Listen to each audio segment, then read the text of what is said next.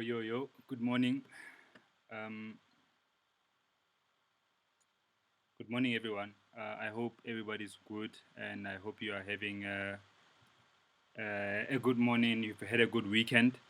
Welcome to another episode of the Bread4Soul sessions, the Bread4Soul CONVOS. Sorry, and in today's edition, I've got a producer and DJ, and I've got FKA MASH.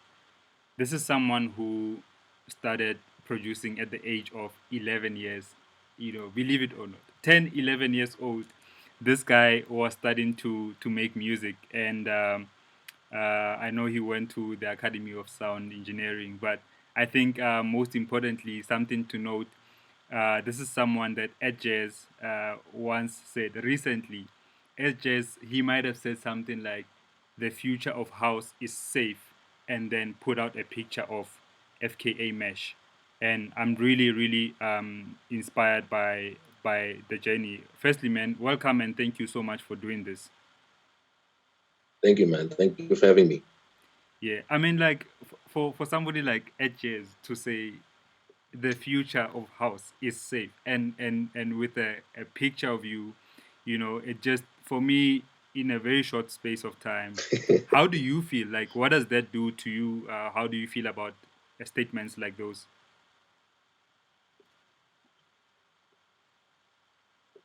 Hello. They on one hand they place a bit of pressure Because for a legend like that to say something like that is, man, like I don't even think there's a word to describe that, you know. Um, but on the other hand, I understand that now the onus is on me to make sure that these people's work was not in vain, you know. And not just me alone, just everyone that is around me at this time. So your Dawsons, your Pierre Johnsons, your uh, whoever is big right now, Miazisto, everyone who has been doing everything that they can to ensure that at the very least, we maintain the quality or we keep it alive. Then we have a job now to ensure that these people's lives were not in vain. You know, Yes. um, I say this all the time, especially with people like Vinny, because people like Vinny and Christos are the reason why we actually have um, we even have careers actually, Yeah. because like these are the people who actually pioneered this thing, you know. Yeah. Yeah. So yeah, um, whenever people like that say something like that, it's also reassuring Yeah. that okay, we're on the right track, you know, we're Definitely. keeping it alive, and We, that's all I want. we are really on the right track. But and I wanna just make another mention to a point that I Yeah, was thinking about this morning. Just playing the song that you I just did with the one that you produced with Soulstar yeah, and Semten yeah. Soweto, and you have So been yeah, so in South Africa, right? Like I really appreciate, and I'm a true believer, and I do celebrate the differences in the different scenes that we have in SA. So whether you're talking about deep house, you're talking about Afro house yeah, or Amapiano, Gqom, we really have a variety, a colorful music yeah. space, right? And I celebrate that more than anything, bro. I have no negativity towards that at all. Sure, And I have sure. an issue though with um, us. Firstly, it's good that we're celebrating it, but sometimes I feel like we have went beyond that, not only celebrating it, but we have went to a point where we try and box people to say, I have the same taste as this one, I don't have the same taste as this one, and so I will not connect with this one. You know what I mean? And I think to that Yeah, level, in some way, it has affected our scene, negatively. But you, yeah. oh my gosh, bless me, hey guys, I don't have corona, sorry. God bless you.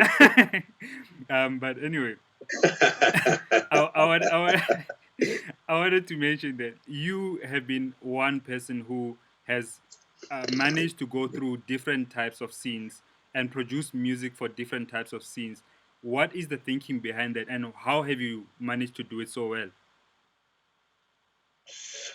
um, it actually goes back to where it all started for me. I've always loved all kinds of music, Mm, you know, mm, and what has made it it's becoming more of a challenge now, but I'll get to that.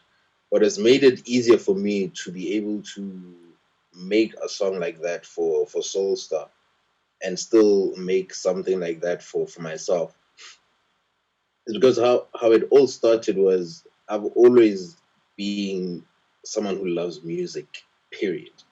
You know, mm, um, and I love music so much that if I'm ever gonna try and jump into a different style of music mm, or do something that some people wouldn't expect me to do, mm, I have to do it perfectly right. I have to get it right execution wise. I have to just execute it perfectly mm, for it to be believable, you know. mm, So if I ever wake up tomorrow and I want to do a soulful house song, I have to execute it perfectly. You know, I don't want to sound like, look now he's just trying to mm. do this. I don't want. Even if I wake up next week and I try to do my piano, it has to sound very believable. You know. Yeah. So that's my thing. Like I never want to hear myself sounding like niggas are. Mm, You know. I mm, was just trying to pull this off, and yeah, I tried, but it didn't work. You know. yeah. So That's how seriously I take it. But then It took a what? lot. Sorry to cut you. I wanted to ask you, why do you do it though? Like, what is it? What is the inspiration for you to be doing different sounds as opposed to be doing one sound and only doing that sound? Oh man, I would get bored if I did only one sound. You know, Yeah. I would get bored. Like it's there's times where even when I'm working, like I would go for a good 3 4 days straight, not doing the sound that I normally do. You know, Mm. um, last week I was working.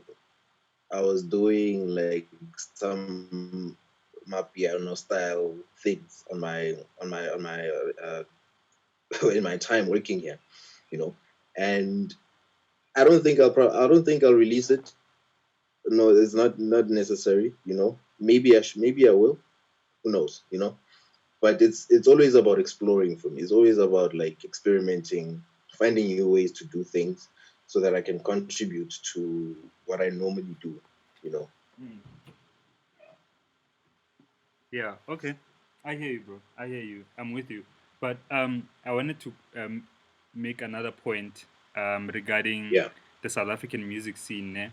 So I feel that it's we have one of the youngest scenes, and I'm not talking just in terms of how started in South Africa. I'm talking about the human value. You know, yeah, the human resource. So like from DJs to producers, to music lovers, you know, we have a really uh, a young market. You know, compared to many scenes in Europe, in the States as well. And yeah. I always I've said this before, and I'm gonna say it again so that it's on record that nobody steals this quote. I've said that. I've said that, and I still say it. House music in South Africa, it's like football in Brazil. That's the kind of love, Okay. that's the kind of passion that I view our our scene, you know, in South Africa, as Yeah, in our various yeah. scenes. House music in South Africa is like football in Brazil. Sir LSG I 2020. mean, bro, I'll even add to that. I don't watch football. Yeah. Okay. I don't watch football, Yeah. and it's the furthest thing from my mind whenever I'm thinking about my life when I wake up in the morning, you Mm. know. Hmm. But I'll tell you what's the first thing on my mind. It's house music, you know. Exactly. Exactly. And you're not the only one. And the reason I'm saying this is Yeah, because many yeah, young people, you know, look up to people like you, people like me, people like Chima Music, the Kid Fong, the DJ yeah, Christos, you know, and so forth and so forth. yeah, Um, a lot of young people, you were introduced to house at a very, very young yeah, age. Please just quickly yeah. share the story of your classmates just basically teasing you about not knowing what house music is and what grade were So, you on. so I think I was in grade 2 or 3, and at that time, I didn't even know what. I think that's like 2002, 2003. Yeah, Mm. yeah, 2003. I think I remember clearly. Um, so it started at break. At break, like a couple of my friends were like, "Yeah, like we listen to house music," you know. Mm. And I was like, "What the hell is house music?" like what the hell is house music? I hear the name, but like, what is it? What kind of music is it? Like, I know R&B, I know hip hop, I know soul, you know, and I know like pop. Like, what? In fact, what that speaks to how much music I was exposed to at that age. Because my dad used to like play me everything, all kinds of music, but he never played me house music because he never listened to it, right? Mm.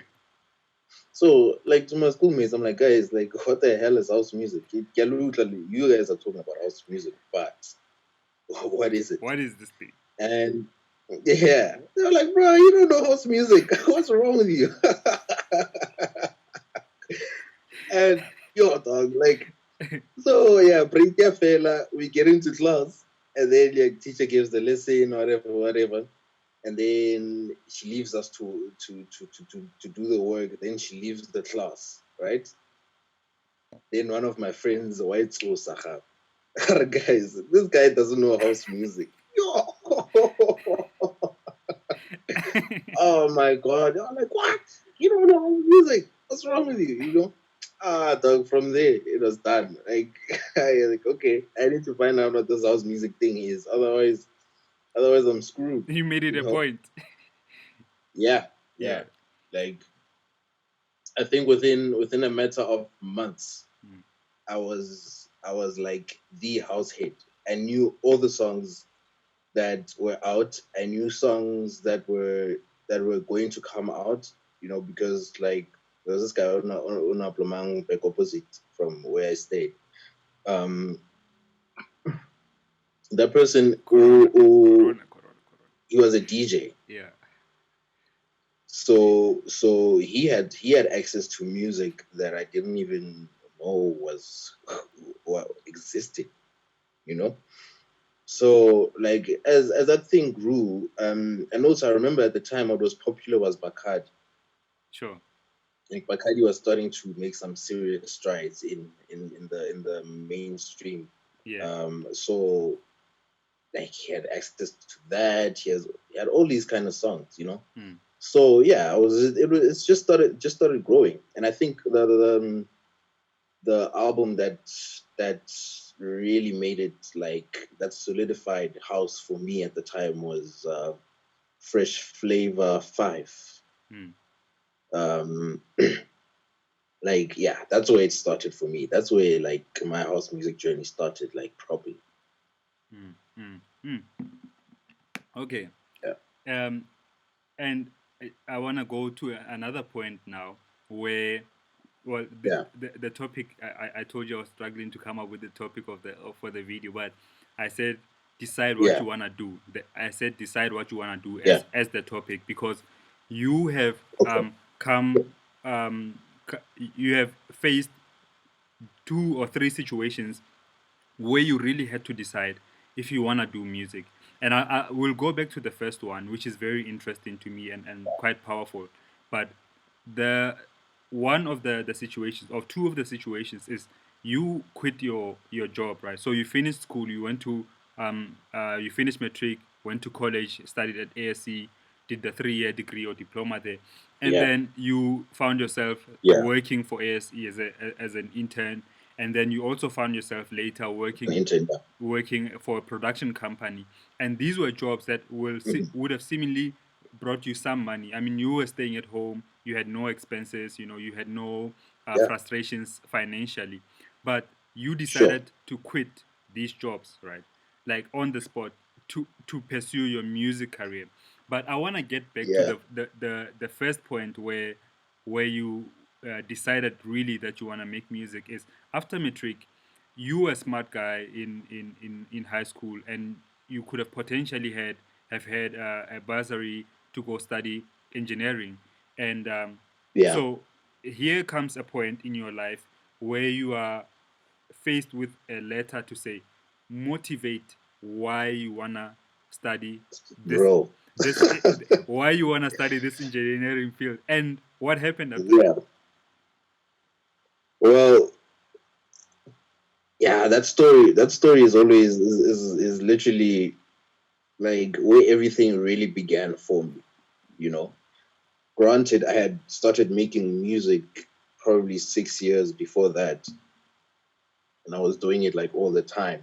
However, when I got to that point, that's when I learned how to know, like, this is really what I should be doing, you know. So I get an application here, Pesari, and I'm supposed to motivate why I'm supposed to be on this program, you know.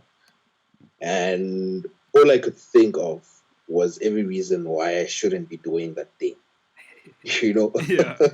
Like I couldn't think of one good reason without lying. Like otherwise, I just had to lie. Sure. Like yeah, like I want to be an engineer. I'm passionate. I'm passionate about mechanics. Um, all bullshit. So I was like, no, no, no, I'm not gonna write this thing, you know. Sure. So I was like, okay, let me just sit my parents down and tell them, look, if I'm going to go to school, it has to be in line with something that I want to do, you know. Because at first I didn't want to one put myself in another environment that I didn't want to be in. You know, like I'm very strict about that. Like I've been very strict about that from a very young age. I'm starting to see it now, where any environment that I don't feel welcome in, or where I don't feel like I should be here, I automatically just dissociate from that, and I become like I'd rather move to a place where I feel welcome, which is why I'm always alone most of the time. You Mm. know, so I set my parents down. I was like, no, I wanna do sound engineering. Then we started researching. You know, we started researching. Um, we did there was a workshop at the ASE.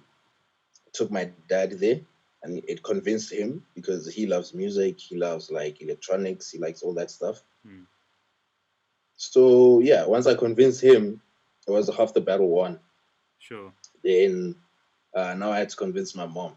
You know. Yeah. So yeah, by the time I convinced them, like it was all systems go. Dope. But I still didn't know that I'd be doing music Yes. like to that extent. Yeah. You know, I just I felt like at least now I can work in an environment where I feel like I can contribute, or I Yeah. feel like I know something because I already had the knowledge. Yeah. Like, if you're being honest, I didn't need to go to sound engineering school, but I Mm. needed to have a qualification so that should I ever have to get a job somewhere, Mm. uh, like I have a qualification for that. Yeah. But Yeah. Yeah. And you can speak yeah, English or something. Yeah. And yeah, that too. But I wanted to ask you as well, if while making that decision, right, or those decisions, to do something that you love, to not be in a yeah, space where you don't wanna, you don't feel like you wanna be in. Um, have you ever had doubts about your music career, or if not doubts, yeah. what kind of challenges have you had in your music career, if you can share? Oh man, I used to get rejected all the time, dog. Like if I don't get rejected, I get ignored, and like in fact, it happens so much that I've grown a thick skin. Like And being ignored is no longer even it's no longer even like a thing for me. You and know, by rejected, you, you like you you mean like your songs being rejected, yeah, or by yeah, labels? yeah, Yeah, yeah. yeah, yeah. You know, I remember my first encounter with Jimster was in 2011.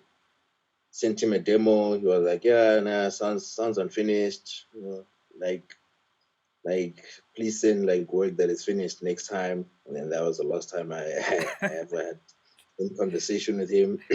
Yeah. 6 7 years later, he hit me up. He was like, "Yo, I love the work that you're doing. Send me some stuff." Sent him some stuff.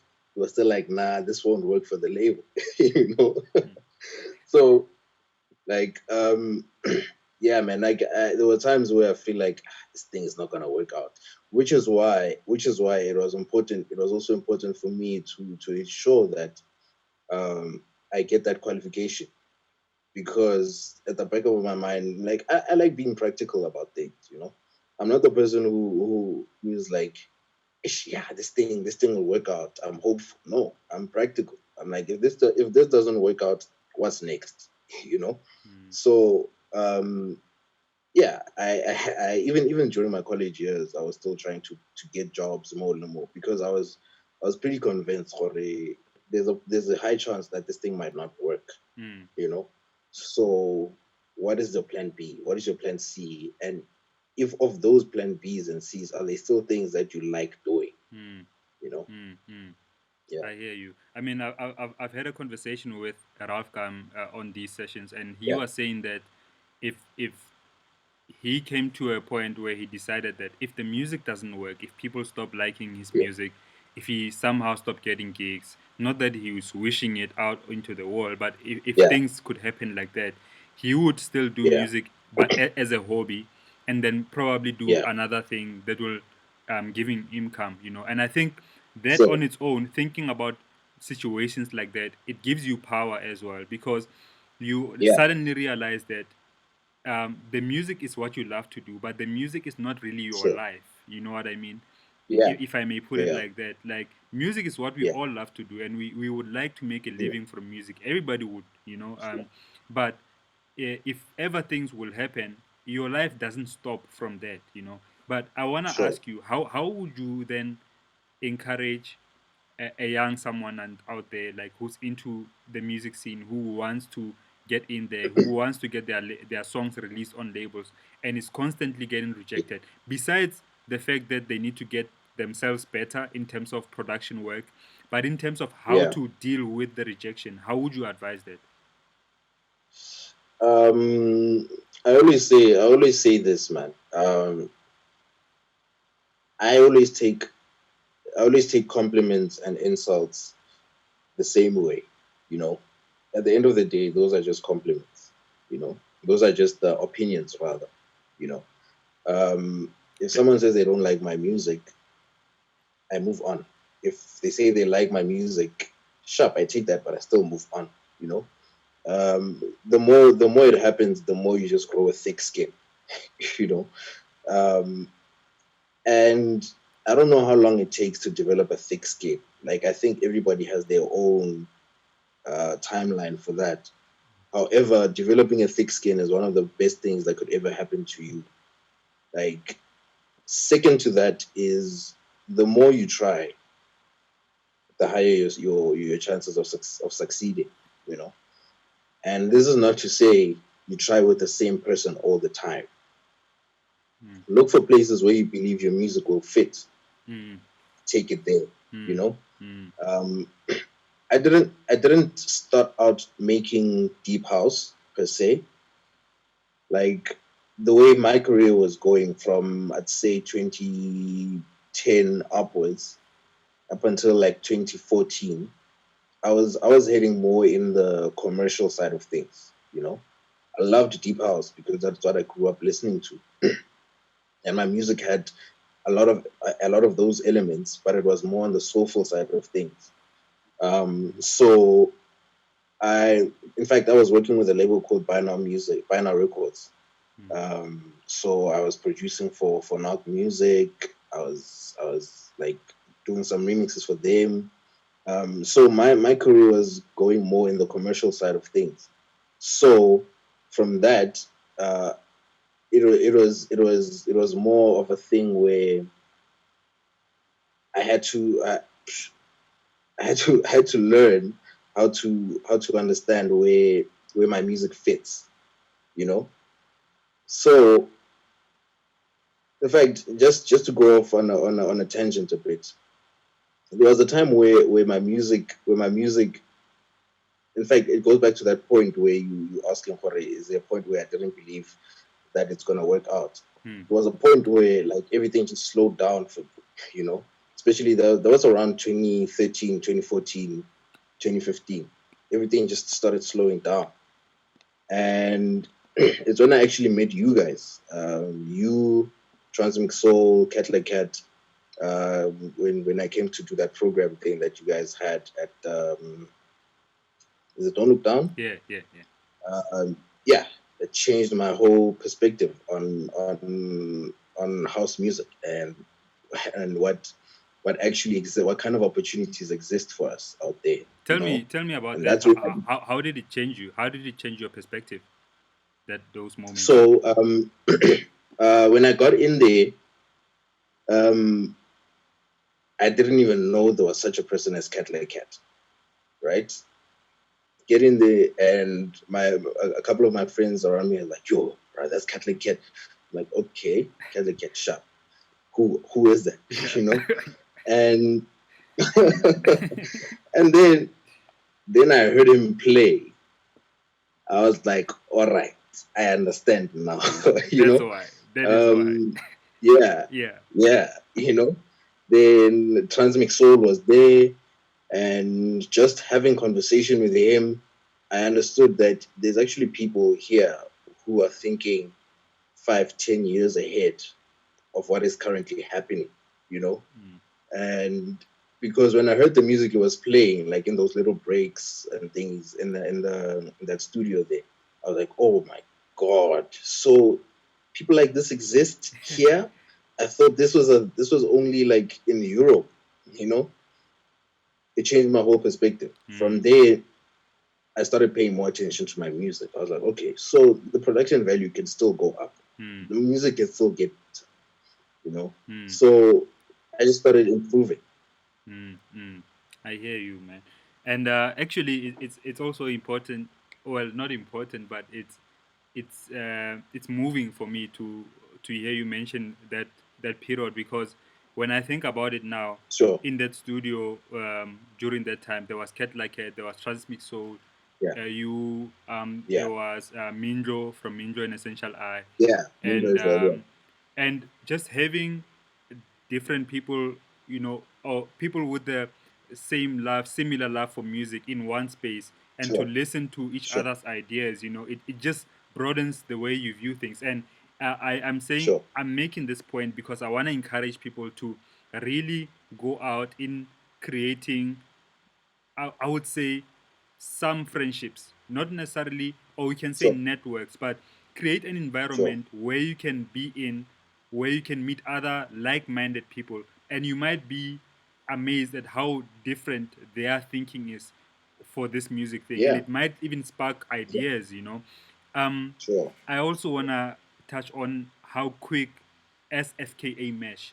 It's been 3 years, Sure. like since you Yeah. started as FKA Mesh in the game, Yeah. and your Yeah. name is just, it's growing in leaps and bounds, bro. Like Sure.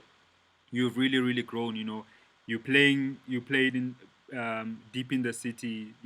But I wanna Yeah. chat about the time where you had to actually ask for a slot. You asked for a slot to hustle. You Yeah. hustled a slot for an after party here deep in the city, right? Yeah. What happened? If you could quickly run through that that moment. So at first it took me a long time to actually play deep in the city, you know. Like I'd say maybe they did their first season, yeah. And when they were doing their first season, Black Coffee said to me, "Yo, man, we need you for one of the Sundays, you know." Then the whole December F8, there was some pizza, you know. Yeah. I was like, okay, let me see, like maybe they'll call me next year, Or you you touched, know. or you So I touched, wasn't really too, or you touched by it, yeah. or you touched by not getting called, and To be yet. honest with you, I was more concerned about what is it that I'm not doing that is not Mm, putting me in that lineup, you know. I hear you. I like So that. Yeah. so I was like, okay, let me see, let me just chill. I'll attend the event still because I love the vibe there. You know, the vibe there is amazing. Like it's one of the best parties you'll be at.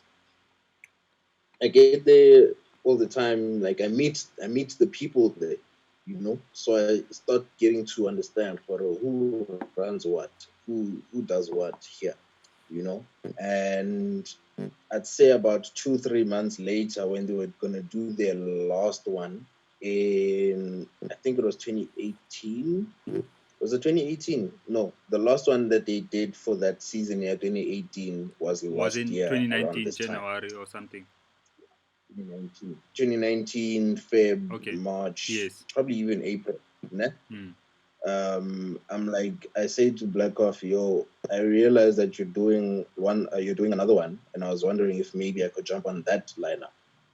And he was like, okay, cool, we'll get this sorted. I went.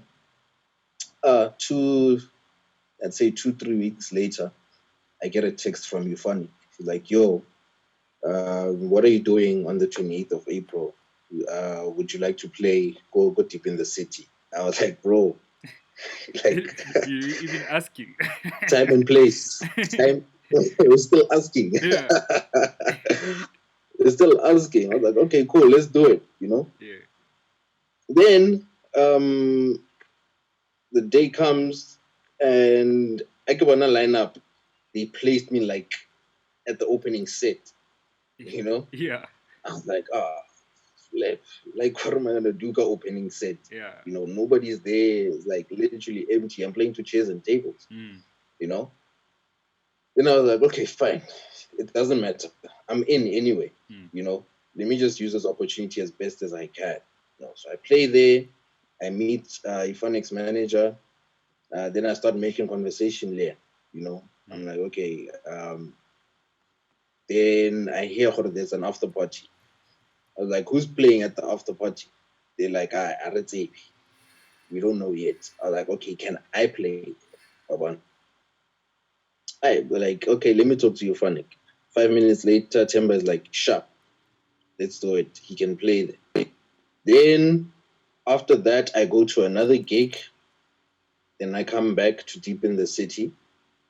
The other gig was Kumaboning. Go from Maboning, come back to deep in the city. Then I'm like, yo, I meet Ufanik. Like that was like actually the first time I met him like officially. You know, every other time I'd seen him, but it was more like on a fan type of basis. You know. Then when we meet, he's like, okay, don't forget Daka 10. We need you Daka 10. So I was like, okay, cool. I'll leave Kawamakora to 10 and go that side. Mm. One. Mm. Go to the venue. The after party was like just down the road Mm. from Republic of 94. And the people there, I say to them, yo, I'm Mash. Um, I'm Mash. I was called by Ifanic to be here, and then and then and then but no, Timber told us about you. You start at 10. And I was like, okay, sharp. Get there at 10. I start playing. Then as I'm playing, 20 minutes later, Euphonic, Black Coffee, Rocco, Biggs and Terrace, everybody just starts walking in, you know? Then I was like, okay, this is an opportunity for me to use this to actually showcase my music, you know? Then I was like, sharp, playing my music one after the other, like so, or one.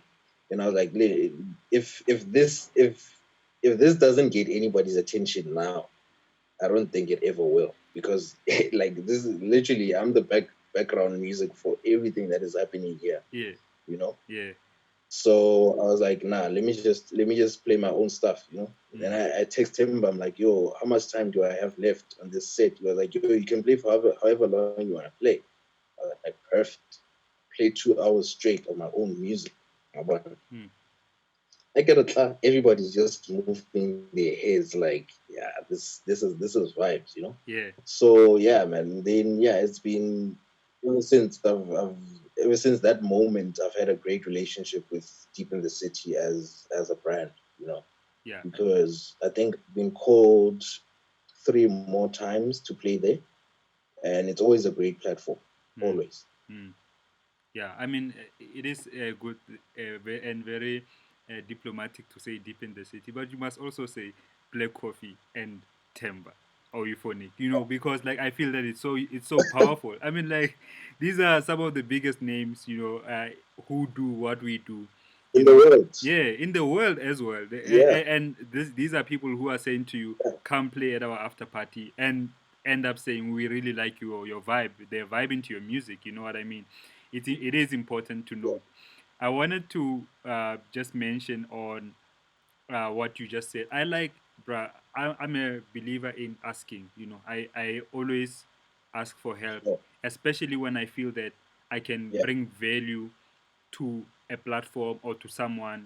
So I don't just ask for help uh, only definitely. because I feel like I should be playing Just there or that I deserve. Because yeah, sometimes it's like sometimes people feel like when they ask for help, they deserve to get the help, or there's of no course, deserving. of No one course, is deserving of anything here. Like if it's either sure. you working In hard. fact, Yeah, sorry. In fact, there's a point that I think Oskido made it. He said it, or I heard it from him in around 2013, 2014. He said a very important thing that he wasn't saying it to me, but I think he said it on social media or something like that. He said nobody owes you a music career. Nobody owes you a music career. Literally, if I stopped making music tomorrow, Mm. life would go on Yeah. as normal. The You music know, the music business will so go on. yeah, dog, like nobody owes me that stuff. You Yeah. know, Yeah. nobody owes me FK Mash. Nobody owes me all the platforms that I've been getting on. Mm. Literally, like those are things that you can only get through work Yeah. and dedication to what you do Yeah. and authenticity. Mm. Like if you can separate yourself from everybody else in a very unique way Mm. and and still be dope, Mm. still be really good at what you do, then you're definitely gonna win, you know. Definitely. So when I heard that nobody owes you a music career, it changed everything for me Mm. because you realize that wait, every opportunity that I'm getting, Mm. it's not because I get it because I'm entitled to getting it. Yes. I get it because I deserve it. Yes. And the only way you can deserve any of these things is if you just work for them, you Yeah. know? Actually, deserving, I would also not even use deserving, because deserving has some form of Yeah, entitlement to it, because you can work hard, you can of course. be That's true. you That's true. can be Yeah, unique and work hard and do all the right things, and you might yeah. still not be able to get on certain platforms. It does not mean just because you are dope or just Okay, because you work true. hard, you are Yeah, granted that you will be given a platform yeah. on certain platforms. And maybe the timing is not right. Maybe you won't get the platform now. Fair. Maybe you're gonna get the platform later. And things work differently for different people. And I Yeah, think it's important to note that. Definitely, bro. yeah. I wanna jump onto another fact, right? Sure. So now that you've made these Definitely. networks, Definitely. Yeah. you released with Yeah. I mean with Stay True. You've released with Edge's label. You Yeah. know, you're doing a lot, and you're Yeah. doing a lot of collaborations. I saw you working with Black Motion as well, which is really dope. I like Yeah. seeing that, bro. I wanna hear from Yeah. you. What does your career look like in the near future? Cause I can tell you what I'm seeing, right? You'll tell me if I'm wrong, right? But for example, this year I was seeing this year alone, I was seeing FK Mesh really going to Ibiza and playing for a European market. You've got that, bro, and you already kind of have made Yeah. inroads towards that. You know, with the networks and connections with Deep in the City, Black Coffee, and Euphonic. You know, but Sure. what does the near Sure. future look like for you? In fact, I was actually last week. I was supposed to be in Kenya, and in June I was supposed to be playing in Switzerland. So a lot of the international gigs have just been pushed back. So I definitely see myself playing for a more international market. I don't believe that my music is only meant for one place. I think like I'm trying my hardest to make sure that my music reaches a far broader audience than just South Africa. You know, Mm, mm, so I definitely see myself traveling the world more. sure. Um, at some point, like traveling Jersey and Cape Town gets tired. Yeah. Like I literally, I'm starting to know Cape Town Yeah. like my own hood now. Sure. Sure. So now I'm just trying to move Yeah. and go like to different places as well. Yeah, Cool.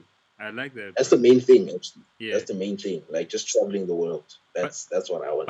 how are you achieving that? I mean, without sharing any secret sources, but like, I mean, what are you doing to be able to reach out to those markets and actually get Just gigs? just making connections with the people overseas. Just making those connections with people overseas. Um, I met Edjaz in 2018 when he came to South Africa, but I still only got in touch with him mid last year when I was about to when I sent my demo for his label, you know.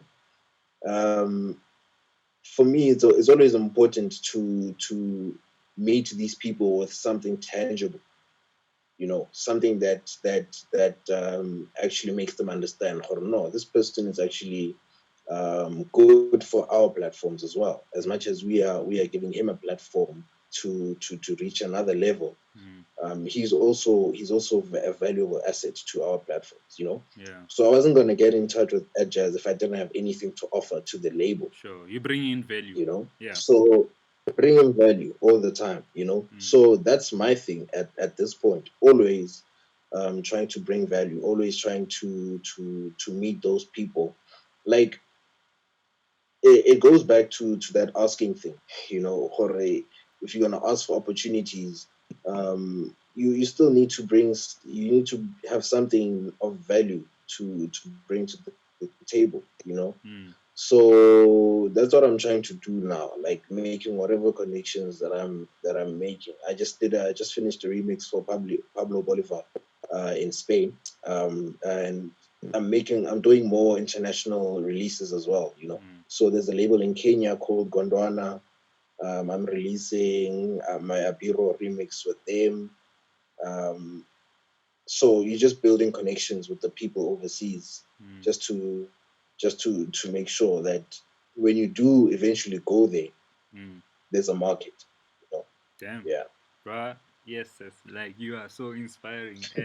Like I feel like we could talk a lot more, Thank you, man. but because of time, I wanna ask you one more question. I see someone on Facebook is asking Yeah, definitely. if they wanna know how you got onto playing on the lab Johannesburg. But I think I think Punk or someone like that. I need to call someone like that on the show, to kind of also Yeah, shed light on those kind of platforms. He says yeah. you had a killer set, but I would say not Thank answer you. it because you are killing my content if you do. I'm gonna get Punk for a sit down, and I'm gonna chat with him with various platforms that he's had in the past. Yeah, But my last question to you: if you had the power and the ability to yeah, fix or change anything in the in our South African house music scene, if you had the yeah, power and ability to change or influence yeah, any area of our South African music scene, which area would it be, yeah. and what would you change or influence about it? Um, I would change the way we receive music that is foreign to our taste.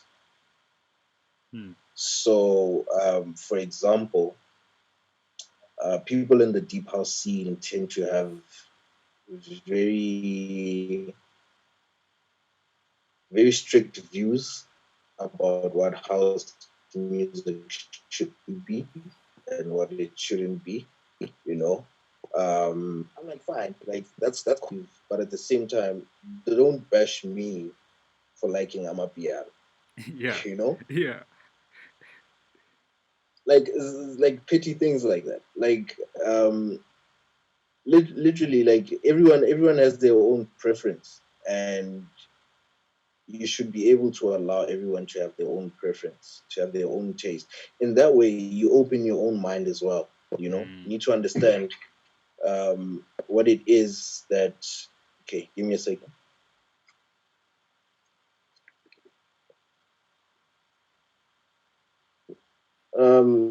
Okay, I'm oh, mama.